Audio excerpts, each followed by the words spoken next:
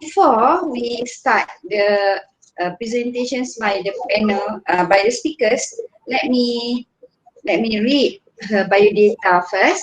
So today we are honored to have Professor Dr. Hamidah Muhammad Saman to be with us, and she is actually one of the FRGS evaluators, KPTs, and Prof. Hamidah worked as a researcher in Sri Berhad from 1992 before further her study in University of New South Wales, Sydney, Australia, and obtained her PhD in Civil Engineering in 1999. She joined UITM in 2000 as a lecturer and was promoted to associate professor in 2007.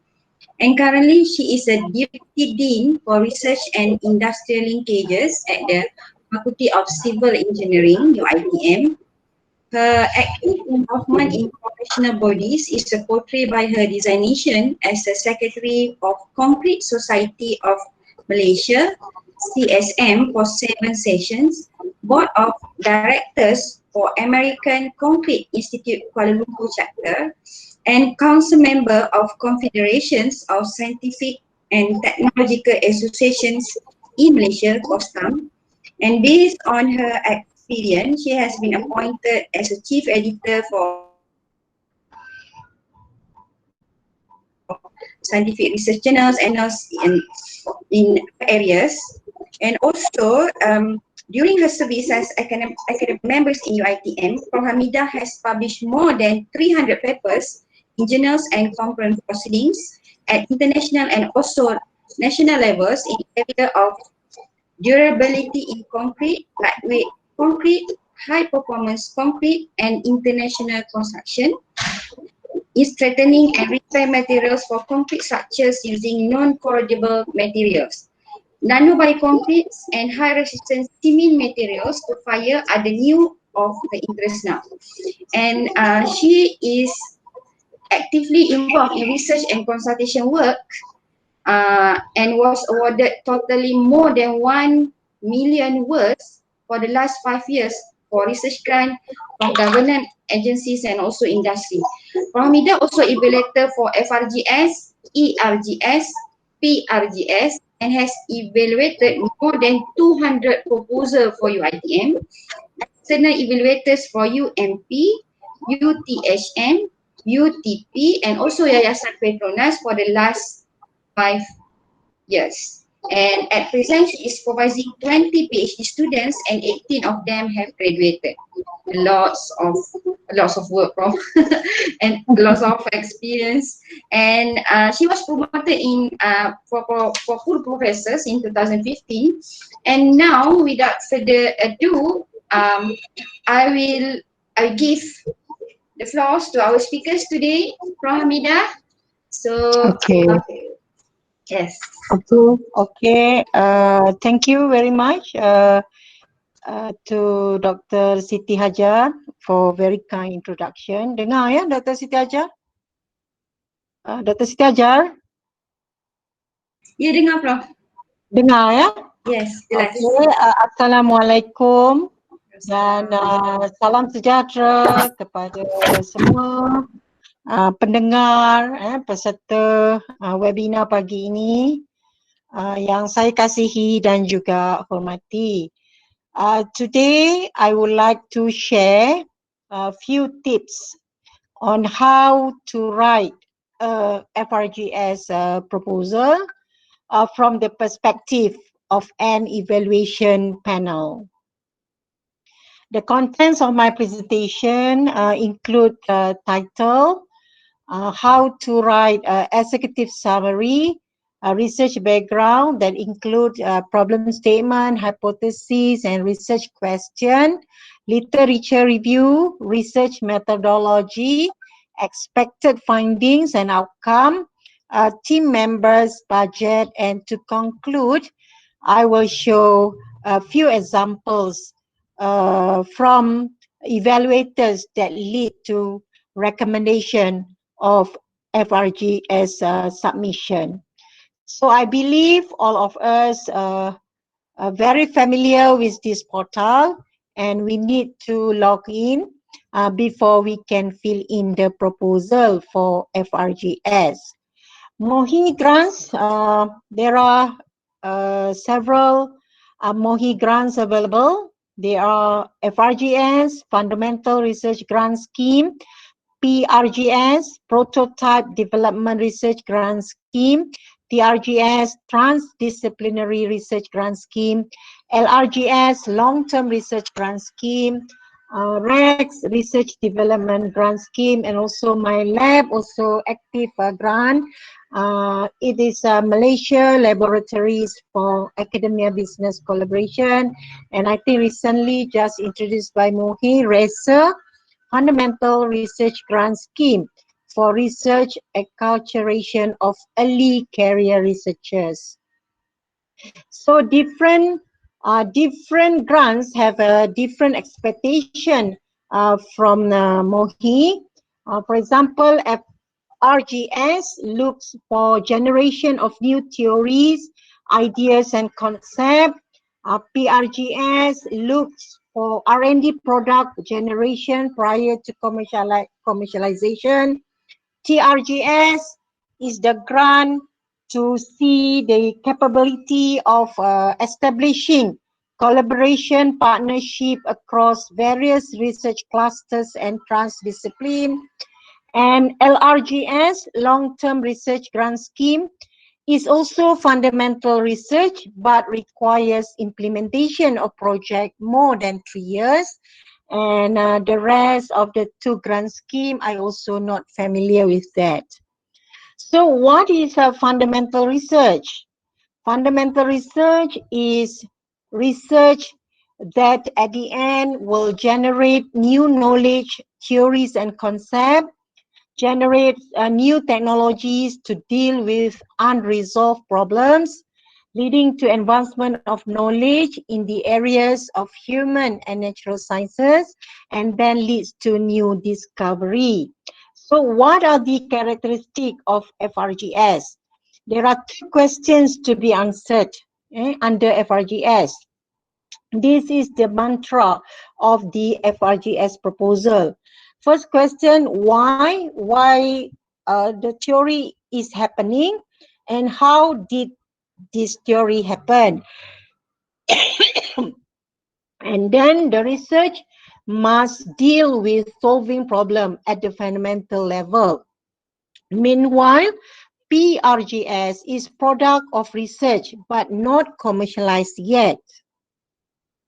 Objective of FRGS is to increase understanding of fundamental principles. The end results have no direct or immediate commercial benefits and can be thought of as arising out of curiosity. And however, in the long term, it is also the basis for many commercial products and also applied research. So every cycle, the applications are huge. Right? Over 5,000 applicants received by Mohd, and funding is only given to the top 50% proposal. So in fact, UITM, the application also almost 1,000, and this is the very hard task for evaluator to choose the best proposal. In evaluation process, the evaluators will look into the title, executive summary, problem statement, hypothesis literature review, then objectives, methodology, expected results, budget, and also the background of each members. And panel will be able to see the similarity index of the proposal, including the original proposal from which the similarity is detected from plagiarism checker. And please bear in mind, check the title, executive summary, problem statement, objective, methodology is synchronized. In general, it's not about what researchers need, it is about what need researchers serve. It is not about who researchers are, it is about what researchers do. It is not about researchers' background and history. It is about researchers' vision and future. So first, I would like to give some tips how to write title. And actually, writing title for FRGS is the most difficult part. And title for FRGS must indicate the type of study, address the main problem, concise, short, descriptive, and convey to the evaluator the main focus of the research, use the correct terms, and the title should sound intelligible to non-specialists, limit the title to a single sentence, and it is relevant in 2 years' time.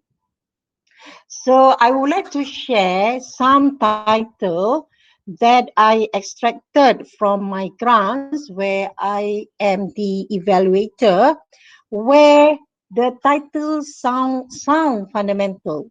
Right? To get the titles that really fundamental is very difficult. So what the titles if have any sound like fundamental is acceptable. For example, okay, number one, high speed generated hydrodynamic prediction theory. I believe the first part is the main focus of the study and also the main problem. Number two, characterization and constitutive modeling for optimization of self-correct recovery. And third, advection, dispersion, reaction coefficients. That is the main focus, the main problem. Preventive assessment modeling using uncertainty and sensitivity analysis. And stress-strain relation to interparticle collision theory. I like this word because it shows what actually happened when something we mix inside. And 6, residual strains on self-centering quasi-brittle with shape memory alloy. And 7, micro-nano antioxidant release during degradation. So the clue of the title for FRGS is high the application. High application. So these are the title that not reflect fundamental research. The words that I mark red, for example, concrete, food safety, building, onshore, and vegetated riverbank actually kill everything because it infers applied research. Okay, I try to figure out how to adjust the title that given by the applicants that sound not fundamental to fundamental. For example, a fire resistant model for building cladding. This is definitely infers applied research because the word building. And fire resistant model, this is too generic. What is the problem inside when fire happens? So I try to go to the micro level in fire. When fire happens, what is actually reaction happen? So I try to figure out. So I come out with this heat transmission model of two solid interfaces. We don't mention the building, but we mention two solid interfaces instead. And second one, instead of mention concrete, we use word like ash binder or solid matrix. Similarly, we don't mention, please don't mention onshore, but instead we use solid bodies immersed in fluids.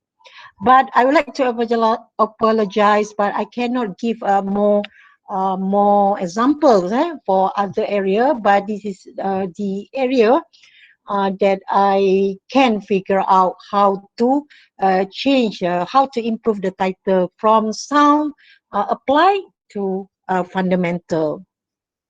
So these are the most common comments from panels on title. Panel 1, rewrite the title to reflect the fundamental research. And panel 2, the title sounds not fundamental.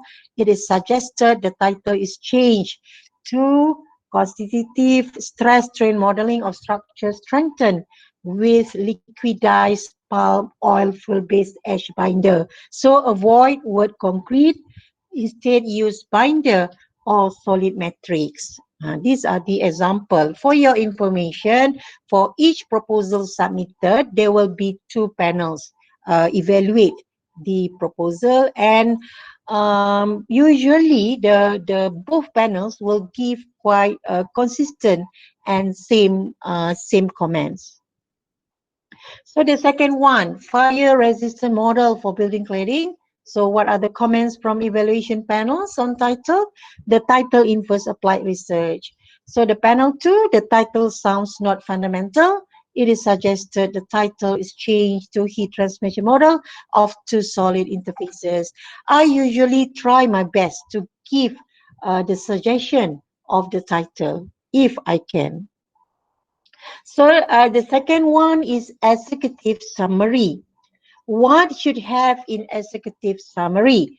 Executive summary is the abstract that giving evaluators the chance to grasp the essentials of the proposal without having to read the details. So the executive summary must include a problem statement, what are the problem, objective, methodology, and the expected outcome, implication, and also the significance of output from the research project, and also include socio-economic benefit or related government policy. This is the executive summary example that I extract from my grants, where I am the one of the evaluator. And if you can spend time very quick to read the first part, introduction of the executive summary. In the introduction part, what the evaluator expect is what is the problem and what is the new solution proposed in the study. So if you read this, if you read the first part, yeah, very long, actually, it is not, it is about significance of study. It's not really what is the problem. Demand for cladding as part of the building facade has driven architects to design fit for purpose, aesthetic. You see, this is more on implied application. Claddings are positioned outside of buildings to create an envelope of tin against sunlight, noise, barrier, and to redirect rainwater. Most cladding materials react to fire, thus burning the entire building envelope within minutes. When there is a fire in the building, the facade can be one of the quickest spreading pathway. The risk may increase with the use of combustible claddings like timber, polyethylene, plywood sheet. In this situation, the spread of fire can be faster with the intense radiation. Cladding fire has no contributing factor for structural failure. It could compromise the serviceability of a building. So, the evaluator cannot see what is actually the fundamental issue here. The applicant should focus on what happened when fire happened. For example, intense radiation. So the applicant should go deep into the micro level. What happened when there is an intense radiation? So the comment from the two panels, the panel 1 say the problem statement should be clearly stated and do not include significance of study and objective and problem statement, while panel 2 says issue of fundamental related to fire should be raised. For example, heat transmission, and the introduction is very long, but yet the novelty of the proposed study is not clearly stated. These are the comments from the panel. So the task for the evaluator is actually very heavy and very difficult because we have to read and do the judgment. So these are the another example of executive summary that are extracted from my grants. And this is quite a good example because why? Because in the first paragraph, the applicant tell what is the issue, regards to the study. For example, current seismic design, there is no provision in Eurocode, and then he tried to propose a new solution, and then what is the novelty, what is the research aims, and what is novelty of this research, and then the methodology was briefly described, and at the end the applicant explained the importance of the outputs. This is one example of a good executive summary. So this is another example of executive summary. So very short. That's okay to be short, but the problem with this executive summary, what is it?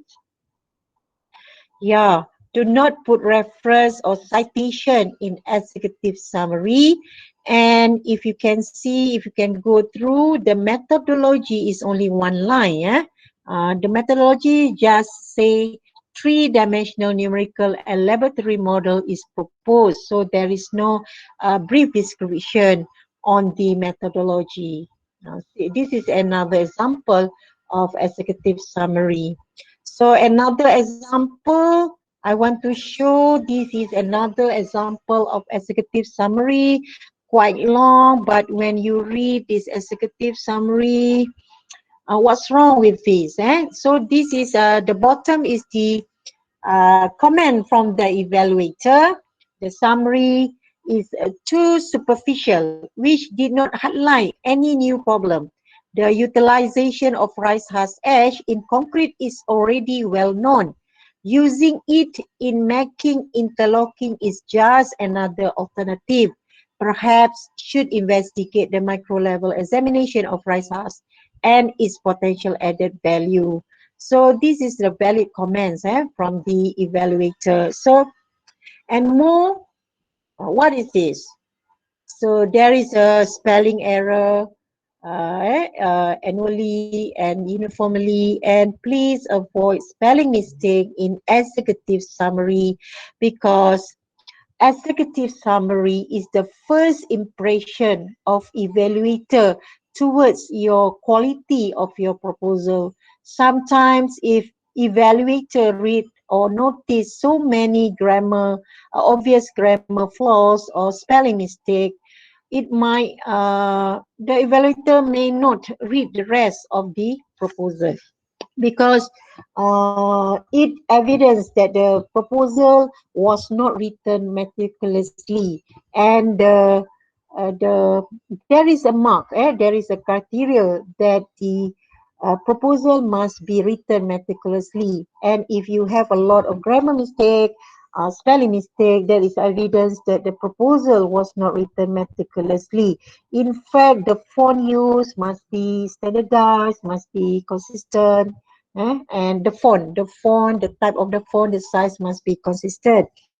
And the description must be self-explained.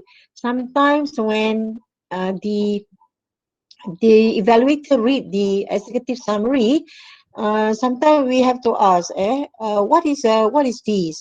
When we read the first part is explain something else, and in second paragraph suddenly we come up with this term, the particle bonding inside. Actually, in the first part, the applicant only explained about the weathering process, about what happened to the geophysical property, and suddenly second paragraph, the particle bonding inside what? And again, do not put references and citation in executive summary, and we can notice the grammar, the obvious grammar flaws there, and try to avoid that.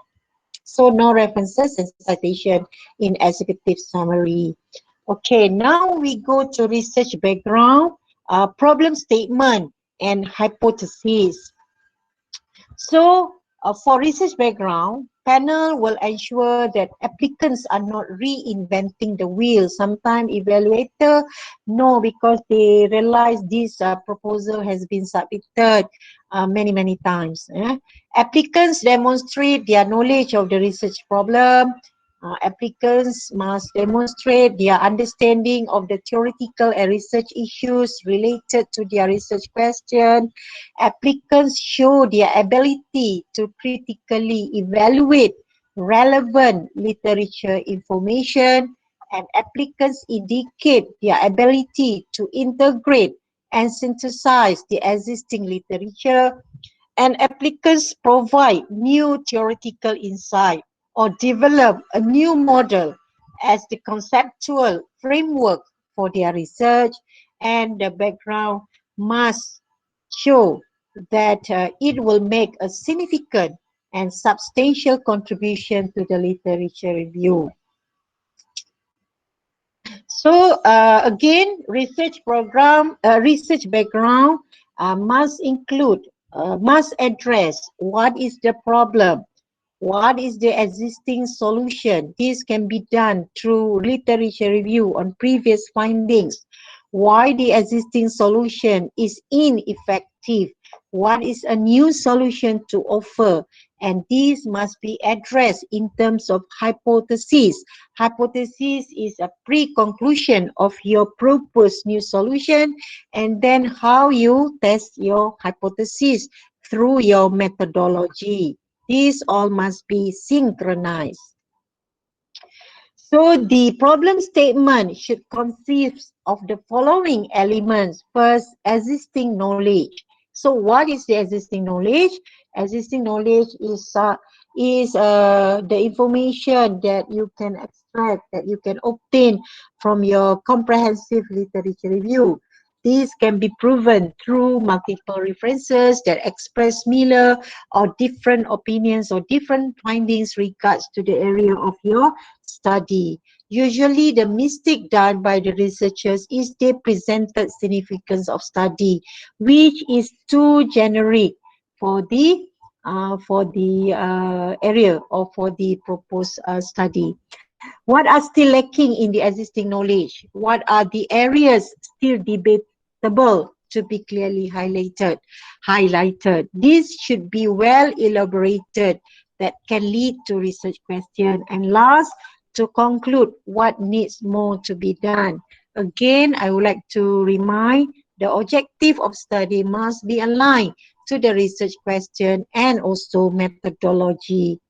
So again, still under problem statement, evaluators will ensure that applicant give a short summary of the research problem that based on a literature review must be a scientific knowledge gap. Yeah, what is the gap from the literature review? So this will address the novelty of the work. The research proposal may not acceptable or credible if applicant not clearly identify the problem. Applicant present the persuasive arguments as to why the problem is important enough to study or include the opinions of others, for example, politicians, futurists, and also other professionals. And this section, this problem statement should be written like an introduction of a Q1 journal paper. I would like to give analogy how to write background research where the problem, problem statement, and hypothesis research questions are aligned. For example, problem, roof leaks. So what are the existing solutions? Membrane, liquid applied membrane such as acrylics, polyurethane coatings, epoxies, cementitious coating, bituminous membrane, and these all must be supported by the references or citations. So what are still lacking of the existing solutions? Ineffective, high cost, only can be handled by skilled operator, take very long time to cure. For example, epoxies and cementitious coating are very rigid and are not designed to handle cracks due to poor elongation properties. These are the limitation or the weakness or the gap of the existing solution. So what are you going to propose a new solution? Use crystallized polyurea. This is just example. I try to give the best example.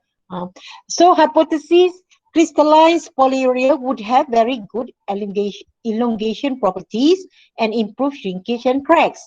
So we give the pre-conclusion of the new solution proposed. Due to very rapid crystallization process, the proposed new crystallized polyurea would require less time to cure. So how to develop the research question? Problem statement is the problem that we stated in statement. Hypothesis is the problem that we state in pre-conclusion statement. But research question is the problem that we address by asking question. So for FRGS, so there are two questions, how and why. So the research questions are how the crystallization reaction will lead to good elongation properties of polyurea, why the crystallization improve elongation and reduces curing time. These are the simplified example how to write, how to align the problem statement, the new solution proposed, hypothesis, and research questions. So these are, I try to get a good example of problem statement.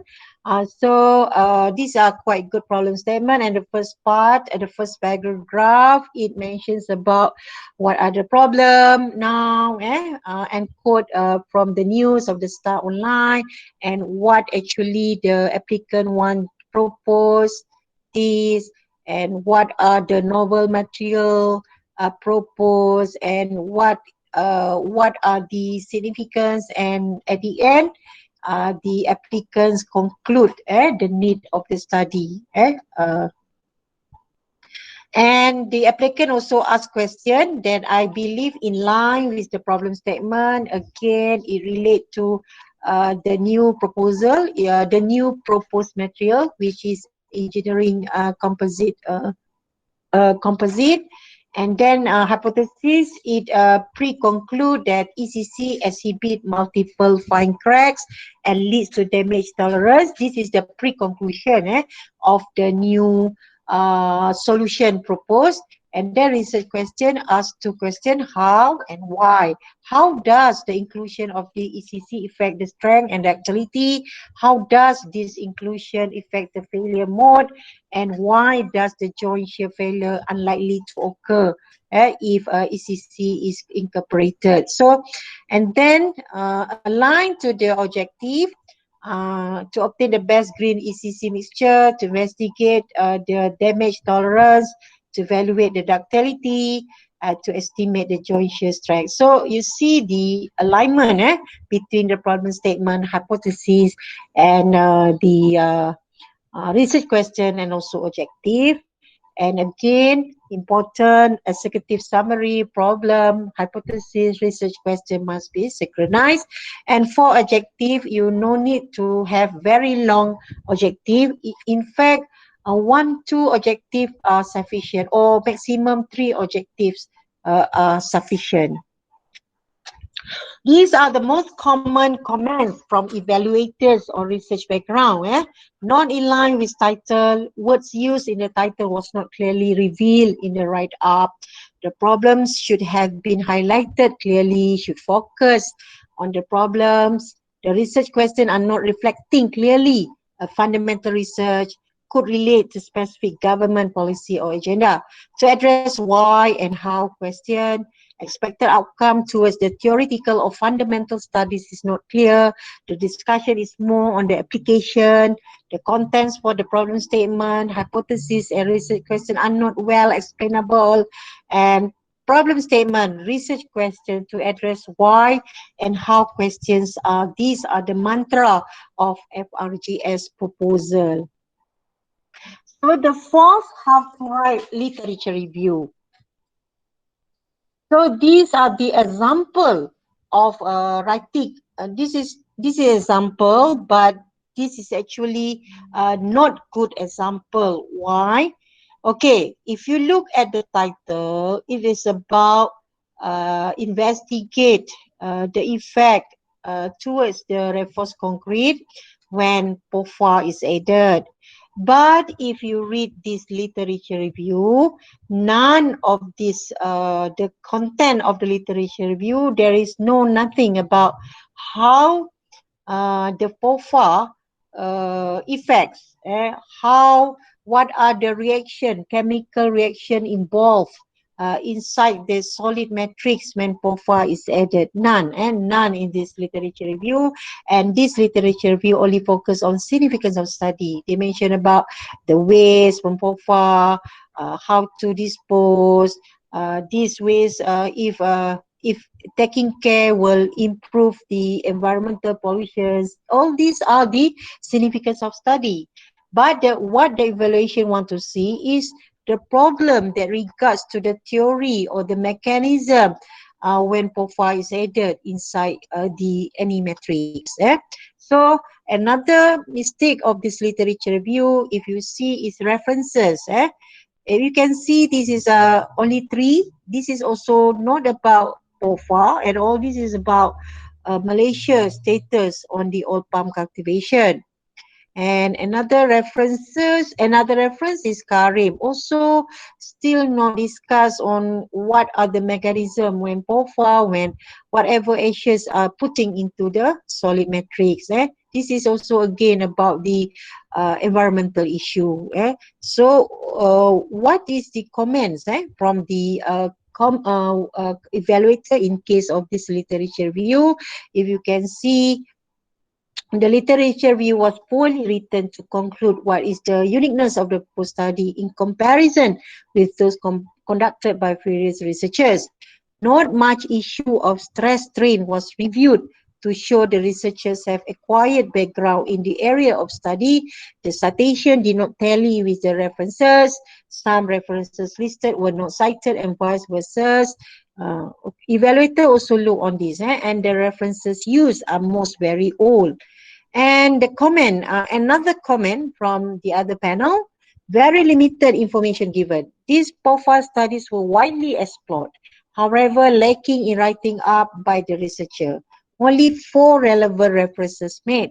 The rest references, 60% listed, were totally out of topic and not relevant or related to title of the research. So you can see the comments from the 2 panels are always consistent. So references, many applicants, many researchers ask what is the ideal number for references. I suggest 20 references are sufficient. Maybe less than that also sufficient if the references are relevant, very recent references. Up to date, relevant, original source. And most recent is, for example, if we submit the proposal in 2020, so the recent publication literature review must also from 2020 publication. And the sources used for literature review, there are 3 orders. First, high impact journals, first order. Second order, index proceedings publication. And third order is reputable technical report. Not from internet, not from so much on newspaper and other what we get, no credentials, no credibility of sources. So comments from evaluator. The most common comments from evaluator regards to literature review and also problem statement. So what is the comment? The literature review lack critical review of subject matter and do not have sufficient recent last 5 years references. Government policy was not clearly specified. This is the outcome relevant to policy. Too many references. However, the recent references are lacking. The issues and concern regards to the existing system was not well addressed. So another comment for the same topic, for the same title, right? The problem statement should comprise the existing knowledge and what's still lacking in the existing knowledge or gap of knowledge regards to use this material as ground improvement. Lack of critical writing in literature review, and the literature review was not ended with the gap knowledge to be fulfilled. Mostly all references were cited. Hypotheses should highlight the pre-conclusion and to be in line with problem statement. The research question were also not well written and not in line with the problem statement and the hypotheses. These are the common comments. If you can see, same title, same title, same proposal, and with two panels, and you can see the consistency of the comments from the evaluators. So tips to write objective. Objective 2 or 3 objectives are sufficient, and the objective must focus towards the fundamental contribution, and the most important objective must be in line with problem statement, hypothesis, research question, and also objective aligned to methodology. So we go to research methodology. So many proposals are turned down due to unsound methodology. Applicant must explain how they plan to carry out and measure each objective. Basically, applicant must provide answers to the following questions. First, what activities needed to meet the objective? What are the start and finish date for the activities? Who has responsibility for completing each activity? How will samples correspondence be selected? What factors determine the suitability of methodology? Does this project build on models already in existence? If not, how is it superior? What facilities and equipment will be required to conduct the activities? So we have to highlight what are the facilities, what are the equipment, because this will be synchronized to the facilities required later, and the resources available, and also to the budget. That's why we have to show what tests we use, what equipment we use to. So if we ask for materials, we ask for special service, and the facilities will be tally with the, we mentioned already in the methodology. So still under research methodology, in a research methodology, please provide main activities. The main activities should same as appear in the flow chart. Reproducibility, so what you write, what technique you write as you perform them. Must in line with objective of study. This can be shown in the flow chart.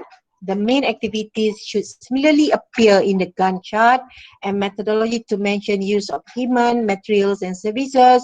For example, professional fees required. So to tally what are included in the budget. So again, comments from evaluator on methodology. Ensure all the equipment needed in the proposal are mentioned in the methodology and its availability.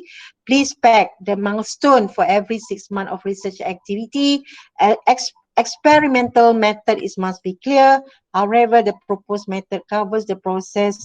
This is the comment from the evaluator. More towards application. So the evaluator feels when you draft or formulate the methodology, not to mention on the application. So this is example of methodology.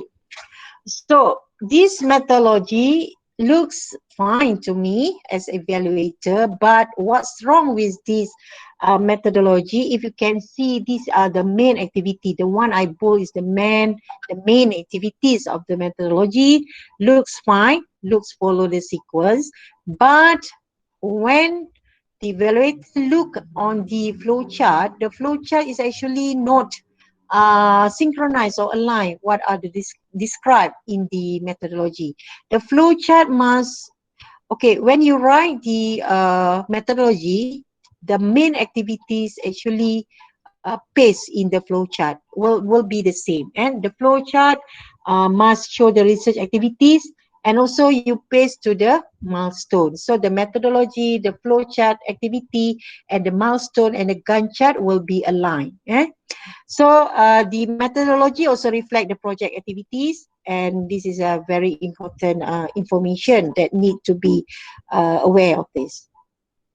So this is, I tried to get the good flow chart actually, but actually I couldn't get the good flow chart from the my grants. But this is the best flow chart that I can show. So what you see, good flow chart must be vertical to show the sequence of the main activities, but there is a sub activity to describe the main activity. This is a horizontal, this is a vertical. So I try to do another research methodology, what I think is the good one. So you have research question, and this is the main activity, and this is the what will be deliverable and synchronized with the objective. Yes, Miller, objective 1, what are the activities? Objective 2, what are the activities? And this is objective 3, not objective 2. So this is another flow chart. This is a good flow chart. So research question, this is main activity. What are the sub-activity? The sub-activity will tell more detail on the main activity and what objective will be achieved from this activity. This is an example of the that flow chart looking by the evaluator. So these are the useful comments from evaluator on methodology. Panel 1 said not comprehensive, it's too brief. So another panel say the methodology need to be improved, cannot be only 2 lines of explanation. What are the activities to be undertaken? The framework attached is so superficial. Explanation of the sample preparation need to be clear. What testing to be conducted? As far as concerned, resistive method measures how the soil composite can resist the flow of current into soil composite, and how the parameters can be connected with the strength and durability. The activities are not in order. The laboratory tests must be conducted before the modeling. Therefore, it does not justify the budget requested. So, these are the comments from evaluator. So, expected outcome. Okay, the expected outcome, make it tell you its budget, method, objective. And 2 ISI journal, mention which journal, the name of journal, and how many postgraduate students, master or PhD with possible title of the thesis, and IP and conference attended, and comments from evaluator on expected findings. Do not too ambitious, too many publications. New theory and new knowledge to be established, to be written precisely. So team member also very important. So these are the comments from evaluator regards to team members. Advise limit the members up to 5, including project leader, with different expertise. Good combination of researchers. However, every member must update profile in my grants. Need to invite junior lecturer as co-researcher and experienced researcher. Need more senior and experienced researchers. Include associate professor and professor in the team. Especially sometimes evaluator look, all the team members are the young one. So the question is, but they have their expected outcome is PhD graduate. So the evaluator somehow question there who will be supervising the PhD students. So you have to include associate professor. Not well balanced, no successful projects, and publication indicated for project leaders. Sometimes the evaluator will look deep into this, the background of the project leader. So this, the last part, I think this is also very important criteria under FRGS, because in the migrants, the evaluator have to fill up this. So does the researcher use novel techniques, tools and procedures? Is new data required? Is data gathered in a new way? Is existing data utilized in a new way? Can an existing application be used in a new way? Is the proposed research potentially patentable and publishable? So last budget, okay, don't cut on materials and also on the wages, and the vote 21,000. I think this is under transportation and traveling. Should be restrained around 10,000 or maximum 40% of the total cost. Minimize the vote of equipment, new equipment, rental, maintenance. If needed, provide a letter of justification. So it's not encouraged to buy a new equipment. When you ask for new equipment, it seems that we are not ready with the research. Be meticulous, what I say just now, the unit, the spelling, and must be whatever that you itemize in the budget must be in the methodology. Be reasonable, keep the total below 1,600K, even though the FRGS can be up to 200,000. So the professional service is allowed, but make sure it is tally with the methodology and outcome. If in the methodology you mention about require professional service to help you to analyze the data using something very special list software, then can be justified to ask for this budget under this board. So why grant application fail? These are some example comments from evaluator that leads to the failure of the grant application. So not new or lack of original ideas, unfocused research plan, lack of knowledge, lack of experience, questionable reasoning, unacceptable, unrealistically large amount, and insufficient experimental detail, and also uncritical approach. So internal panel actually should help to fix any issue when the proposal FRGS submitted. So again, why grant application fails? The grant proposal is difficult to read, not well organized, poorly written, incorrect grammar, hard for reviews to follow, not collect the relevant information, not delegate the task among the member, not develop a timeline. So these are the comments. Comments, you see the comments, title not fundamental, fundamental issue was not brought up, problem statement did not bring forward fundamental issue to be resolved, hypothesis is weak and did not align with the problem statement, literature view poorly written to conclude what is the uniqueness of the proposed study, citation not tally, glaring grammar flaws were noticed, and need more senior and experienced researcher, and the last, novelty was not explained. And this is also comments from panel 2, from the same title. There is a similarity, so it is decided not recommended. Okay. There is a disturbance.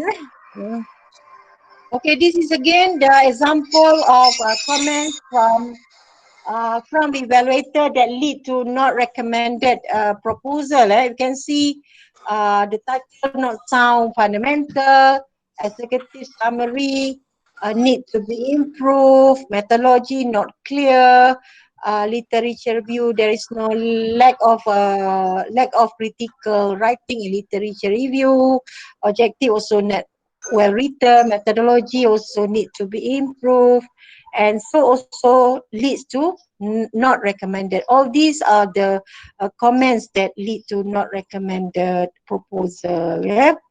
Do not reflect fundamental study, not comprehensive. What is the, okay, this is special case. Usually the one proposal were evaluated by 2 panels, but this case there is a contradict comments from first panel and and second panel. The first panel looks like not okay. The evaluator said not well balanced, quality.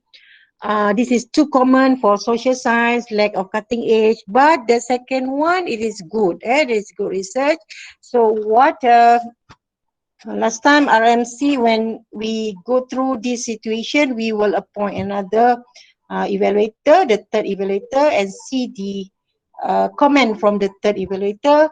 And the third evaluator comments, the title implies apply. The novelty of proposed study is not well explained. So there are 2 comments, negative comments, and these also lead to not recommended. So this is recommended comments actually, but still title not reflect fundamental study. Research question should include why and how, and team need to have well balanced.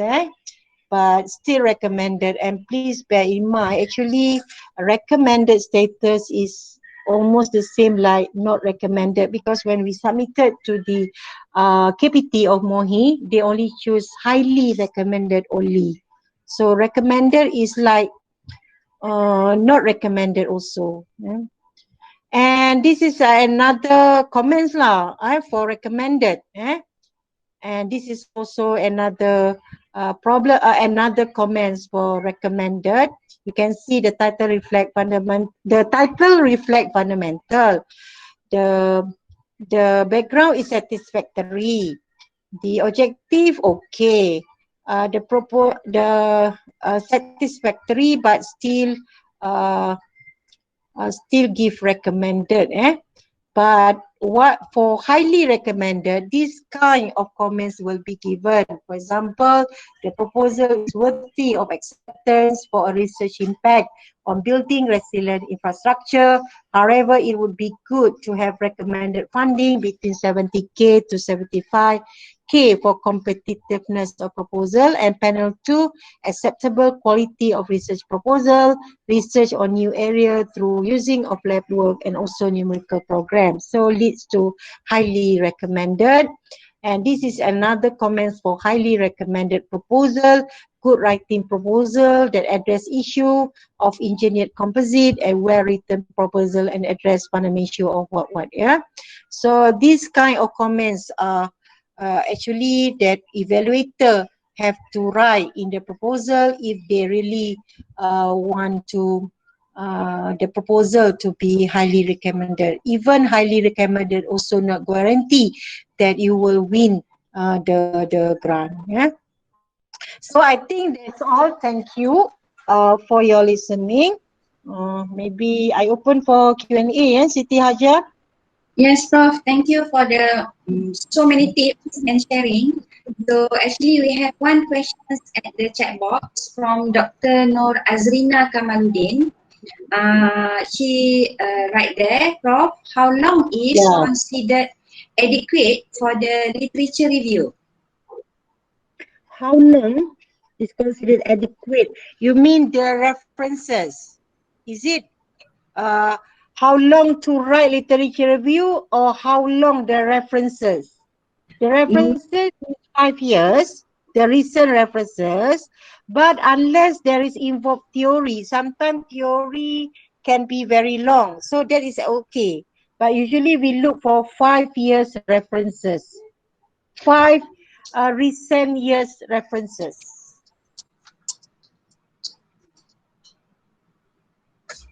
Okay. Prof, can you have the slide? Okay, it's okay. I will give the secretariat lah my slide. Okay. Okay. If anyone have questions, you can on your mic and ask directly to Prof. Hamidah.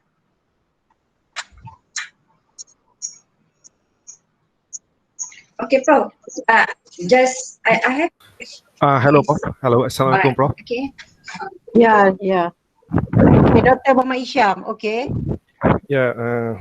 First of all, thank you very much for sharing your very useful tip. Okay, my question: is there any method to measure how good our research question and hypothesis? How good to measure hypotheses? How good to measure hypotheses? Is it based on the proposal or based on the research itself? Based on proposal, we just want to look the pre-conclusion, but when you do the methodology, when you've done the actual research work, of course you will measure the hypothesis, whether it is rejected or accepted, and verify with the statistically method. Is it I'm answering your question, Noor Isham? My question like this, like we're writing a research proposal that of course we need to establish a few research question and hypotheses. Okay. So my question, how do we know our research question and hypothesis are good? Okay. Okay, like my presentation just now, the hypothesis must be aligned with your problem statement. And your hypothesis must address the pre-conclusion, your assumption first about your new proposed method or new solution proposed. If you can address that, the evaluator can consider that is a good hypothesis. The clue is easy. What is the problem? You mentioned in the statement, in the problem statement, hypothesis is in terms of your assumption. Of course, you have to verify your assumption later, but the first assumption of your new solution proposed, if we can see that align, that I think is considered a good hypothesis. Okay, thank you very much. Okay, there are questions from chat box, Prof. From Dr. Noor Amira. Prof, can we include a few of references, old references for the literature review, especially for the fundamental parts of statistics and mathematics? Yes, definitely. Sometimes the mathematics theory, even engineering theory, they are developed by the very, very old scientists. Of course, we can use that. And then later, as it goes, of course, the theory will become debatable, will be improved. So that is the one literature review that the evaluator want to see. The old one and how it develops, what are the problems with the theory, how the scientists debate about the theory, and now what are you want to do with all the debatable, how to simplify, for example. Definitely the old mathematics theory is acceptable in this case. Okay, there are also question, Prof, dari Facebook daripada Profesor Hajjar Dr. Muhammad Syahidi Abu Bakar. Some evaluators say that FRGS only mean for a quantitative study. How about the qualitative approach? Not really true. I also evaluate the qualitative approach. For example, I also evaluate the proposal from architecture FSPU, and in fact construction also have qualitative study using the qualitative tools like survey, but I cannot say FRGS is only quantitative. There are a proposal that conduct qualitative study get a highly recommended. I can show that there are few qualitative approach is acceptable for FRGS as long as you can show what framework you want to establish at the end, what kind of micro level of analysis, in-depth of analysis, that is actually acceptable for FRGS for qualitative. Correct. Okay, Prof, there are another one questions from chat box from Dr. Choi Ke-woon. As a young researcher, which are just graduated from PhD for 2 years, is it better to put master student as output rather than PhD? I think, yeah, you can put master student, but if you are very young, I suggest even for master, you have to put senior researcher, at least Professor Hamidah in the team group. It doesn't matter, master or PhD, but master also can. Maybe you produce 2 master students, but because you are very young, so your team must have at least associate professor that will supervise the master students. Yeah, correct. Supervise the master student. I think Dr. Choi also can supervise, but they will be co-supervised for the research. Okay. Any questions from the participant? You can on your mic.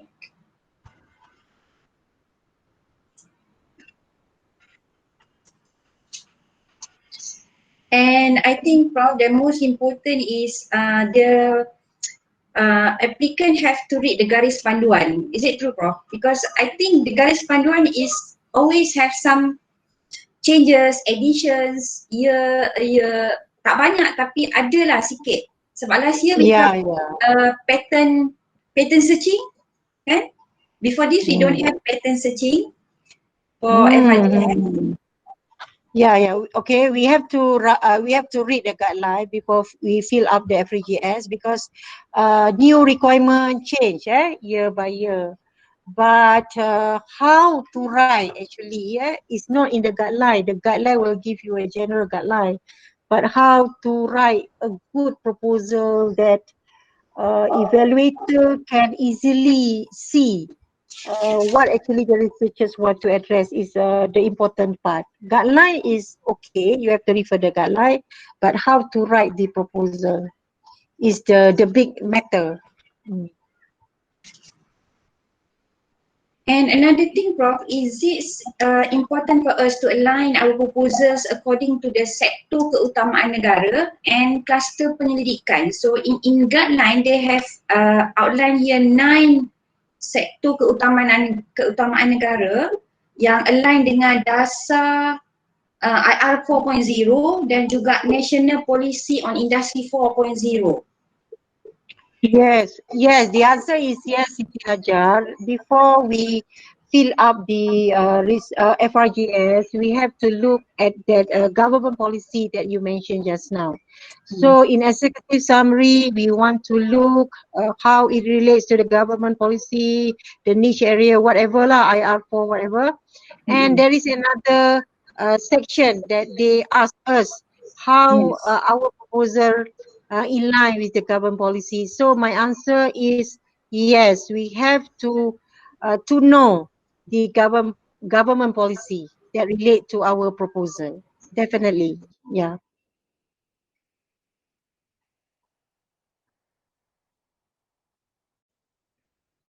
That is the compulsory of requirement to relate to the government policy.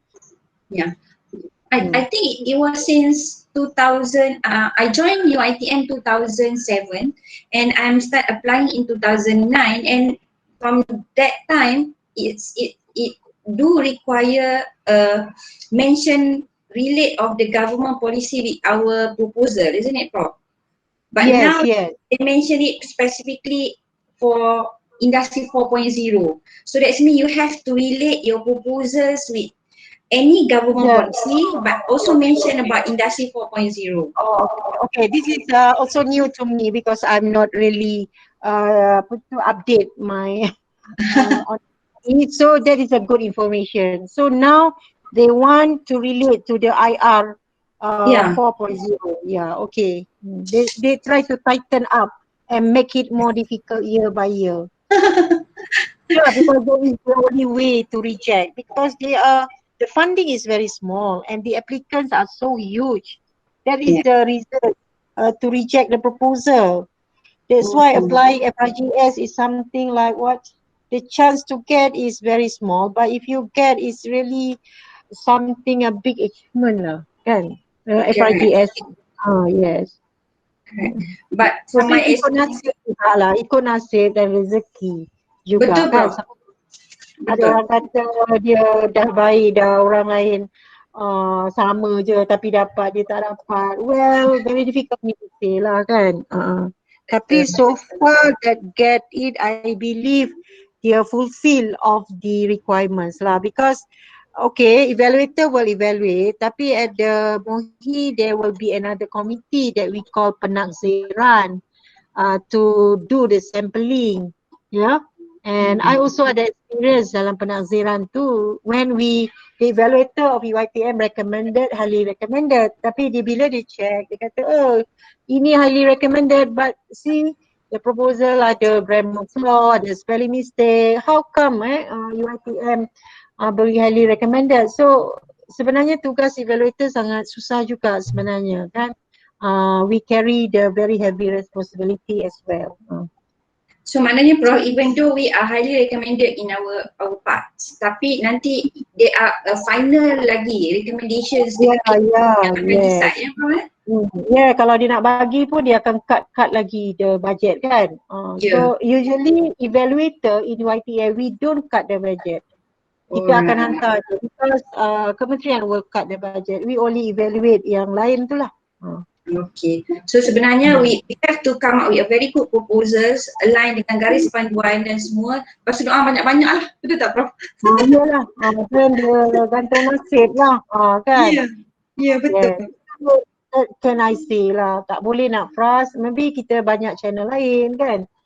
You can submit. Yes. Tapi saya pun I have received 3 FRGS as a PI and 4 as a members daripada 2009 sampai 2018. Alhamdulillah. But what I'm do is read the garis panduan properly. Kemudian all of the written proposal must be a basic research which it can produce new theories. It's new concept, ideas, but it's only for development of knowledge. It's not applied. It was a very fundamental research. I think that was the point. And then don't put too many budget. I apply not less than 100 because I think that is also one of the factors that how they want to recommend or not recommend our because of the budget, kan bro? Allocations. Yeah, I agree with that. Don't too ambitious lah. Nak minta 100 lah. And I also never put PhD students. I always put master students, but I quite worry about the KPI. And I just put for 2 years because I want it to be clean short, cut, senang kan. Dan kalau PhD tu kita risau dia tak sempat nak habis even though for 3 years. Dan kita pun risau budak-budak ni kadang-kadang GRA dengan dibayar grant ni pun ada macam-macam masalah juga. Kan? That is another tips. But sebenarnya 2 years, memanglah PhD tak cukup because PhD is more than 2 years kan. Tapi konsep dia sebenarnya we are not producing PhD, we are training Training PhD bakat Tapi if you selesa dengan master student, I think it's fine. It's okay. And then the KPI penerbitan only journal berindex ya Prof, it's not Scopus or is it Scopus? It must be Scopus and ISI. Scopus and ISI. So for the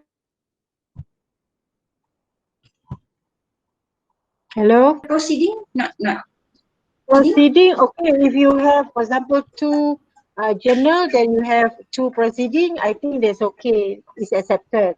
Tapi jangan too ambitious nak letak 4 journal, lepas tu 4 proceeding, macam tu. Tapi kalau 2 journal, 2 conference proceeding, it's okay.